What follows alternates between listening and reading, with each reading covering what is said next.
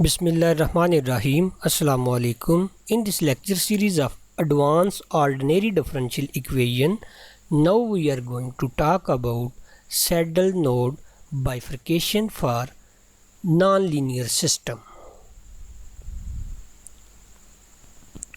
ये देखें जी, ये क्वेश्चन है हमारे पास जिसमें नॉन लीनियर सिस्टम गिवन है x prime equal to y and y prime equal to x square minus Y minus mu.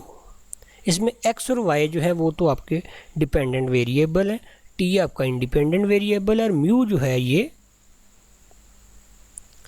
Mu आपके पास एक पैरामीटर है। तो सबसे पहले हम क्या करते हैं, इक्विलिब्रियम पॉइंट फाइंड करते हैं। इक्विलिब्रियम पॉइंट फाइंड करने के लिए क्या करते हैं, जो फर्स्ट इक्वेशन है x prime equal to y, इसकी राइट हैंड साइड जो है उसमें जो फंक्शन लिखा हुआ है उसको हम f से डिनोट करते हैं। f को हम क्या करेंगे, ज़ीरो के इक्वल सब्स्टिट्यूट करेंगे। अब चूँकि राइट हैंड साइड को हमने f कहा हुआ है तो वो तो y है, तो y जो है उसको ज़ीरो के इक्वल सब्स्टिट्यूट करेंगे तो y is zero. Second equation में जो राइट हैंड साइड पे फंक्शन है x square minus Y minus mu, इसमें भी क्या करेंगे, हम इसको हम g से डिनोट करेंगे। इसको हम नेम देंगे फंक्शन g। तो g को हम ज़ीरो के इक्वल सब्स्टिट्यूट करेंगे, मतलब क्या होगा कि X square minus Y minus mu is zero. अब y हमें ज़ीरो मिल चुका हुआ है, हमारे पास रह जाएगा X square minus mu is zero. ठीक है, तो एक्स स्क्वायर किसके इक्वल मिलेगा, म्यू के इक्वल, और x जो है ये plus minus under root mu मिल जाएगा। अब ये भी म्यू की डिफरेंट वैल्यूज़ पॉजिटिव और नेगेटिव पे हमने डिफरेंस करना है, क्योंकि पॉजिटिव पे हमें दोनों डिफरेंट रूट मिलेंगे और नेगेटिव वैल्यू पे हमें कम्प्लेक्स रूट मिलेंगे। तो ये देखें, पहले हमने क्या किया, for mu greater than zero, अगर म्यू हमारा ग्रेटर देन ज़ीरो हो तो minus under root mu zero and under root mu zero are equilibrium point. क्योंकि जब ये पॉजिटिव है तो x की हमें दो वैल्यूज़ मिलेंगी, एक पॉजिटिव अंडर रूट म्यू और एक नेगेटिव अंडर रूट म्यू। ठीक है, और y हमारे पास ज़ीरो था तो x हम पहले ले लेंगे माइनस अंडर रूट म्यू और y ज़ीरो, ये लिख लिया। फिर x को हम ले लेंगे प्लस अंडर रूट म्यू और y को ज़ीरो। ये हमें रियल इक्विलिब्रियम पॉइंट मिले हैं।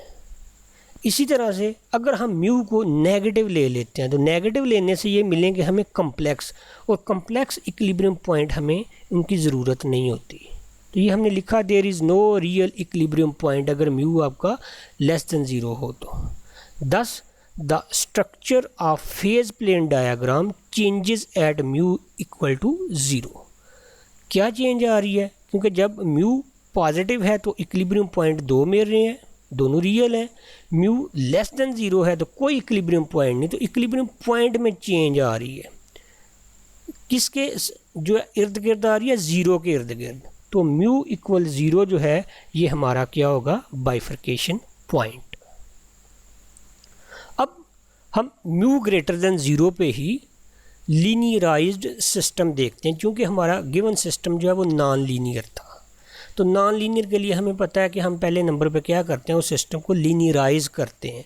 जो इक्विलिब्रियम पॉइंट आपको डिफरेंट मिले होते हैं उन डिफरेंट पॉइंट पे हमें दो इक्विलिब्रियम पॉइंट मिले हैं, एक मिला है minus under root mu zero और एक मिला है plus under root mu zero. Mu greater than zero है, म्यू लेस देन ज़ीरो पे कोई इक्विलिब्रियम पॉइंट हमारे पास रियल नहीं था, इसलिए हमने लिख दिया for mu greater than zero. First equilibrium point हमने लिया और उस पर हम लीनियराइज्ड सिस्टम फाइंड करते हैं, और वो पॉइंट हमने लिया first equilibrium plus under root mu zero.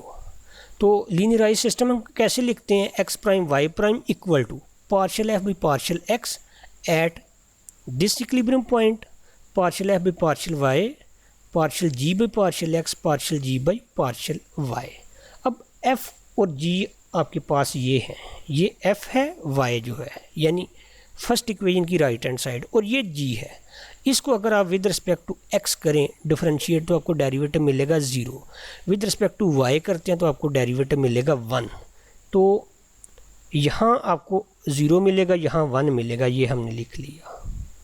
ठीक है, इसी तरह से अब g को देखते हैं विद रिस्पेक्ट टू x और विद रिस्पेक्ट टू वाई, ये जी है। विद रिस्पेक्ट टू एक्स करें तो हमें मिलता है derivative 2x, with respect to y करें तो -1 मिलता है।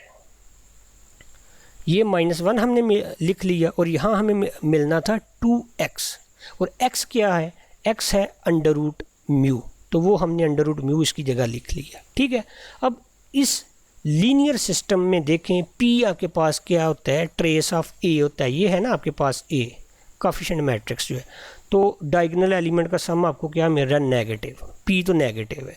इसका मतलब क्या है, ये हम अभी नहीं बता सकते जब तक हमें क्यू फाइंड ना हो जाए। वैसे हमें पता है कि अगर p नेगेटिव हो तो आपकी फिगर जो है वो स्टेबल होती है, लेकिन फिर क्यू का पॉजिटिव होना साथ ज़रूरी होता है। लेकिन अगर क्यू नेगेटिव हो तो फिर p जो मर्ज़ी हो, डेल्टा जो मर्ज़ी हो, हमें अनस्टेबल सैडल नोड मिलता है। तो इसके बाद देखें क्यू होता है डिटर्मिनेंट इसका फाइंड किया, तो ये डायगोनल एलिमेंट्स का प्रोडक्ट 0, नॉन डायगोनल का मिलेगा हमें -2 अंडर रूट म्यू, तो डेल p² -4q यानी 1 + 8 अंडर रूट म्यू। तो अंडर रूट म्यू 0 जो है ये सैडल पॉइंट है। क्यों सैडल पॉइंट है, क्योंकि आपको जो क्यू मिल रहा है वो नेगेटिव मिल रहा है। नेगेटिव इसलिए मिल रहा है क्योंकि म्यू आपका पॉजिटिव था, तो जब आप यहाँ पे पॉजिटिव वैल्यू सब्स्टिट्यूट करेंगे तो इस नेगेटिव की वजह से ओवरऑल आपको क्यू क्या मिलेगा, नेगेटिव। ठीक है, तो ये फर्स्ट इक्विलिब्रियम पॉइंट जो है ये तो सैडल पॉइंट है। इसके बाद हम सेकंड इक्विलिब्रियम पॉइंट को देखते हैं। अब सेकंड इक्विलिब्रियम पॉइंट जो है, म्यू तो आपका पॉजिटिव था, सेकंड इक्विलिब्रियम पॉइंट था -√μ0।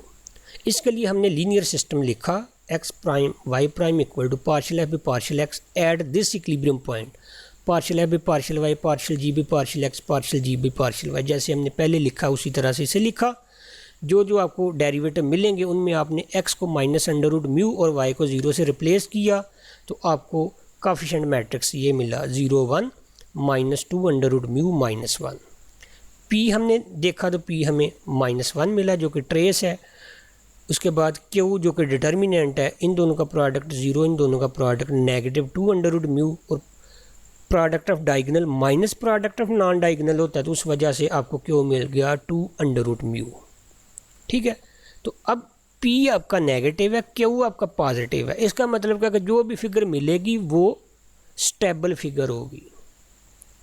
फिर डेल्टा देखते हैं। डेल्टा ने फिगर में डिफरेंस करना होता है। अगर डेल्टा नेगेटिव हो तो आपको स्पाइरल मिलता है, डेल्टा पॉजिटिव हो तो आपको स्टेबल नोड मिलता है when p is negative.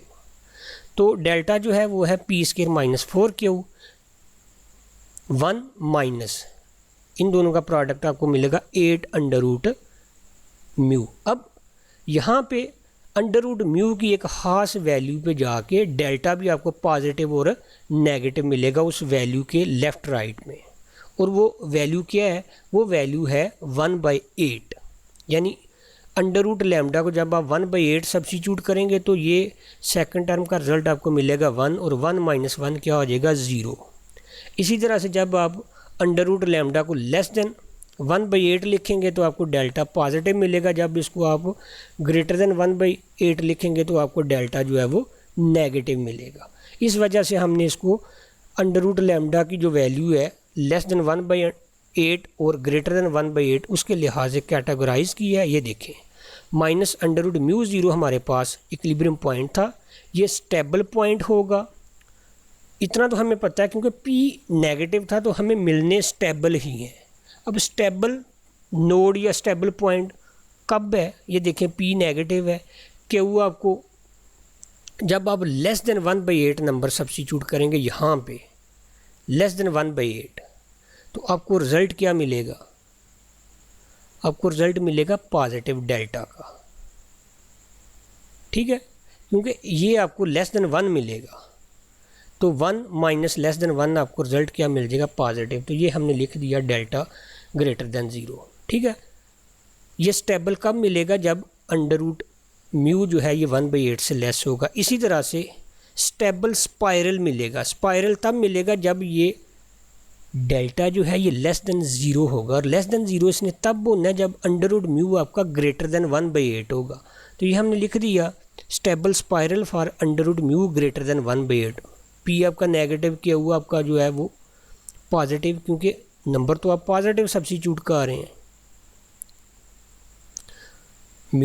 Mu तो आपने लेनी ओवरऑल पॉजिटिव है, लेकिन कुछ नंबर आपने लेने हैं इसकी जो म्यू अंडर रूट है उसकी वैल्यू लेस देन 1/8 पे और ग्रेटर देन 1/8 पे हैं, दोनों सूत्रों में पॉजिटिव ही। तो अब डेल्टा जो है वो आपको नेगेटिव मिल रहा है। डेल्टा नेगेटिव है तो फिर आपको स्टेबल स्पाइरल मिलेगा। ठीक है, तो इसके लिए हम पहले फिगर बनाते हैं। ये फिगर है। अब हॉरिजॉन्टल एक्सिस में हमने ले लिया म्यू को, क्योंकि ये इंडिपेंडेंट है, क्योंकि आपके पास जो वैल्यूज़ आ रही थी ना इक्विलिब्रियम पॉइंट के लिए, ये आपको जो रूट मिलेगा वो मिले थे x equal to plus minus under root mu. x depend कर रहा था म्यू पे, इसलिए म्यू को हमने हॉरिजॉन्टल एक्सिस पे और x को हमने वर्टिकल एक्सिस पे लिया। ठीक है, ये म्यू इक्वल 0 है और म्यू की दो वैल्यूज़ हमने ली थी डिफरेंट, लेस देन 1/8 और greater than 1/8 under root mu. और जब हम म्यू की लिखेंगे तो वो बनेगी 1/64। तो ये हमने लिख लिया म्यू इक्वल 1/64। ये वैल्यूज जो हैं इस लाइन से इस तरफ लेफ़्ट वाली, ये डिनोट कर रही हैं under root mu less than 1/8 को, और ये डिनोट कर रही हैं under root mu greater than 1/8 को, और ये डिनोट कर रही है under root mu equal to 1/8 को। अब जो हमने अभी देखा उसमें ये देखें, अगर आपके पास ये हो equilibrium point under root mu 0, तो आपको क्या मिलता है? आपको मिलता है सैडल पॉइंट। जब x आपका क्या हो अंडर रूट म्यू, तो x equal under root mu हो तो आपको इस तरह से उसका ग्राफ मिलता है, x equal under root mu. ये ग्राफ है x equal minus under root mu के लिए। अब जब x equal under root mu और y 0 हो तो उस वक्त जो है वो आपको सैडल नोड मिल रहा है, अनस्टेबल सैडल नोड। तो अनस्टेबल के लिए हमने ये जो ग्राफ है उसको फिर डॉटेड लाइन से डिनोट किया। ठीक है, और x equal minus under root mu था जब, ये इस वक्त हमें दो फिगर मिल रही हैं डिफरेंट, एक स्टेबल पॉइंट और एक स्टेबल स्पाइरल, लेकिन हैं दोनों स्टेबल। तो स्टेबिलिटी के लिए हमने क्या किया, फिर x equal minus under root mu के लिए ग्राफ तो इस तरह से बनेगा और उसको हमने सॉलिड लाइन से ड्रा किया। अब म्यू की ये जो वैल्यू थी अंडर रूट म्यू इक्वल 1/8 यानी म्यू इक्वल 1/64, इससे बिलो और इससे अबव हमने देखा कि जब आपके पास under root mu less than 1/8 था, ठीक है, और इक्विलिब्रियम पॉइंट में x जो है वो माइनस अंडर रूट म्यू के इक्वल था, तो उस वक्त आपके पास क्या बन रहा था, स्टेबल नोड। ये यहाँ से लेकर इस डॉटेड लाइन तक जो कि म्यू की वैल्यू 1/64 को डिनोट कर रहा है, यानी अंडर रूट म्यू इक्वल 1/8 को, यहाँ इतना जो है ये बनेगा स्टेबल नोड। ये अभी हमने देखा है ये कि अगर under root mu less than 1/8 हो तो स्टेबल पॉइंट बनता है, स्टेबल नोड, और अगर under root mu greater than 1/8 हो तो स्टेबल स्पाइरल बनता है। अब देखें इस लाइन से राइट साइड पे under root mu greater than 1/8 है, तो यहाँ से लेके यहाँ तक जो है वो क्या बनेगा, स्टेबल स्पाइरल। ठीक है, लेकिन यहाँ अगर देखें x equal to under root mu, जब इक्विलिब्रियम पॉइंट में x की value x equal under root mu थी, उस वक्त ये दोनों सूरतों में चाहे अंडर रूट म्यू जो है वो लेस देन 1/8 हो या ग्रेटर देन 1/8 हो, दोनों सूरतों में इसने अनस्टेबल सैडल नोड बनना है, तो ये फिर अनस्टेबल सैडल नोड है। ठीक है, इस वजह से इसे हम कहते हैं कि ये सैडल नोड बाइफर्केशन है। ओके, अल्लाह हाफिज़।